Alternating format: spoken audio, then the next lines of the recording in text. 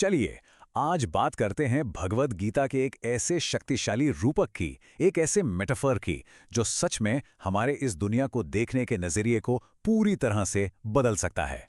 तैयार हो जाइए क्योंकि हम जीवन के सबसे रहस्यमयी उल्टे वृक्ष को समझने जा रहे हैं। तो पहला सवाल जो दिमाग में आता है वो यही है कि आखिर इस दुनिया की तुलना एक उल्टे पेड़ से क्यों? ये एक ऐसी पहेली है जिसे सुलझाते ही हम इस पूरे अध्याय की जड़ तक पहुंच जाएंगे। तो फिर देर किस बात की, चलिए इस रहस्य से पर्दा उठाते हैं। तो अपने सफर की शुरुआत करते हैं पहले खंड से, जिसका नाम है संसार एक उल्टा वृक्ष। आइए गहराई से समझते हैं कि भगवान कृष्ण इस अनोखे रूपक, इस इमेज के जरिए हमें क्या बताना चाहते हैं। गीता में बताया गया है कि ये जो दुनिया है ना, ये एक उल्टे पीपल के पेड़ की तरह है। अब सोचिए कितना अजीब है ये। इसकी जड़ें ऊपर हैं आसमान की तरफ और इसकी डालियां, इसकी शाखाएं नीचे जमीन की तरफ फैली हुई हैं। ये सिर्फ कोई पेड़ नहीं है, बल्कि ये हमारे भौतिक अस्तित्व का, जिसे हम संसार कहते हैं, उसी का एक प्रतीक है। चलिए इस अनोखे पेड़ को थोड़ा और करीब से देखते हैं। इसकी जो जड़ें ऊपर की तरफ हैं वही इसका असली सोर्स है, यानी परमात्मा। और जो शाखाएं नीचे की ओर फैले हैं वो ये भौतिक दुनिया है जिसे हम अपनी आंखों से देखते हैं, महसूस करते हैं। अच्छा, और ये पत्ते, ये हमारे कर्म हैं और उन कर्मों से मिलने वाले नतीजे। और इस पूरे पेड़ को ताकत कहाँ से मिलती है? प्रकृति के 3 गुणों से।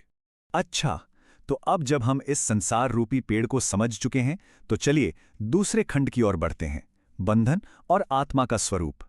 अब देखते हैं कि इस पेड़ के जाल में आत्मा आखिर फंसती कैसे है। देखिए, यहां कृष्ण एक बहुत बड़ी बात साफ कर देते हैं कि हर जीव, हर आत्मा असल में उन्हीं का एक अंश है, एक हिस्सा जो कभी खत्म नहीं हो सकता। तो फिर प्रॉब्लम क्या है? प्रॉब्लम यह है कि ये दिव्य अंश, ये डिवाइन स्पार्क मन और इंद्रियों के जाल में उलझकर इस दुनिया से बंध गया है। पुनर्जन्म यानी री इनकारनेशन, इसे समझाने के लिए यहां एक बहुत ही खूबसूरत मिसाल दी गई है। सोचिए, जैसे हवा अपने साथ फूलों की खुशबू को एक जगह से दूसरी जगह ले जाती है ना? बिल्कुल वैसे ही आत्मा जब एक शरीर छोड़ती है तो अपने साथ मन और इंद्रियों के सारे अनुभव लेकर अगले शरीर में चली जाती है। तो सवाल उठता है कि क्या इस आत्मा को देखा जा सकता है? यहां 2 नजरियों की बात होती है।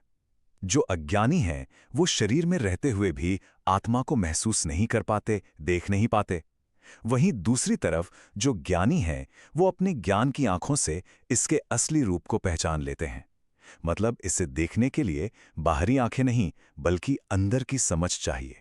ठीक है, अगर आत्मा इस संसार रूपी पेड़ में फंसी हुई है तो इससे बाहर निकलने का रास्ता क्या है? हमारा तीसरा खंड इसी सवाल का जवाब है, वैराग्य यानी मुक्ति का मार्ग। इसका समाधान एकदम सीधा और साफ है। माना कि इस संसार के पेड़ की जड़ें बहुत गहरी हैं, पर इसे काटा जा सकता है। और इसको काटने का जो हथियार है वो है वैराग्य, यानी अनासक्ति की एक मजबूत कुल्हाड़ी। देखिए, इसका मतलब सब कुछ छोड़कर भाग जाना नहीं है, बल्कि दुनिया की चीजों से जो हमारा गहरा लगाव है, जो अटैचमेंट है, उसे काटना है। मुक्ति का रास्ता यहीं से खुलता है। गीता इसे एक proper step by step process की तरह बताती है। पहला कदम अहंकार, मोह और फालतू की इच्छाओं को छोड़ना। दूसरा कदम वैराग्य की उसी कुल्हाड़ी से इस लगाव के पेड़ को काट देना। और तीसरा कदम उस परम धाम की शरण में जाना, जहां पहुंचने के बाद इस जन्म मृत्यु के चक्कर में वापस नहीं आना पड़ता। और ये परम धाम ये आखिर है कैसा? ये हमारी सोच से, हमारी कल्पना से भी परे है। वो जगह स्वयं प्रकाशित है, मतलब सेल्फ ल्यूमिनस। उसे रोशन करने के लिए ना तो सूरज की जरूरत है, ना चांद की और ना ही आग की। ये इस भौतिक दुनिया से बिल्कुल अलग एक ऐसी अवस्था है जहां पहुंचकर आत्मा हमेशा हमेशा के लिए आजाद हो जाती है। अब हम पहुंचते हैं अपने आखिरी और सबसे जरूरी खंड पर। अब बात होगी पुरुषोत्तम की, यानी परम सत्य की। इस परम सत्य को जानने से पहले हमें अस्तित्व के 2 लेवल समझने होंगे। पहला है क्षर, यानी जो नश्वर है, जो मिट जाता है। इस दुनिया के सारे जीव इसी में आते हैं। और दूसरा है अक्षर, यानी अविनाशी, जो कभी नहीं बदलता, और वो है आत्मा। और अब आता है इस अध्याय का सबसे बड़ा खुलासा।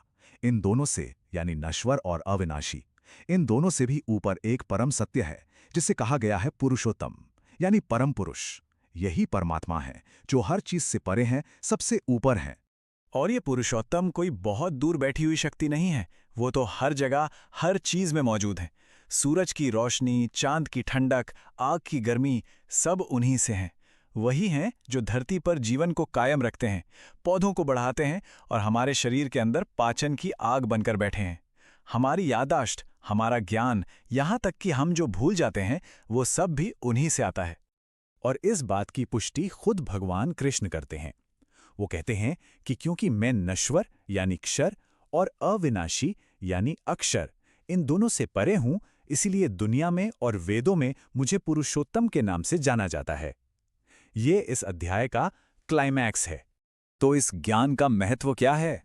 जो कोई भी कृष्ण को इस पुरुषोत्तम रूप में जान लेता है, वो असल में सब कुछ जानने वाला बन जाता है, सर्वज्ञ हो जाता है। यही सच्चा और पूरा ज्ञान है। और आखिर में कृष्ण कहते हैं कि ये जो ज्ञान है, ये सबसे गुप्त ज्ञान है, अ top secret if you will. इसे समझ लेना कोई छोटी मोटी बात नहीं है। जो इसे समझ गया, वो सही मायने में बुद्धिमान हो जाता है और अपने जीवन का मकसद पूरा कर लेता है। तो ये पूरी चर्चा हमें एक आखिरी सवाल पर लाके छोड़ देती है। अगर ये दुनिया सच में एक उल्टा पेड़ है और हम सब उस परम सत्ता का ही एक हिस्सा हैं, तो इस जानकारी की रोशनी में हम अपनी जिंदगी, अपने रिश्तों और अपने मकसद को किस नए नजरिए से देख सकते हैं? ये एक ऐसा सवाल है जिस पर सोचना तो बनता है।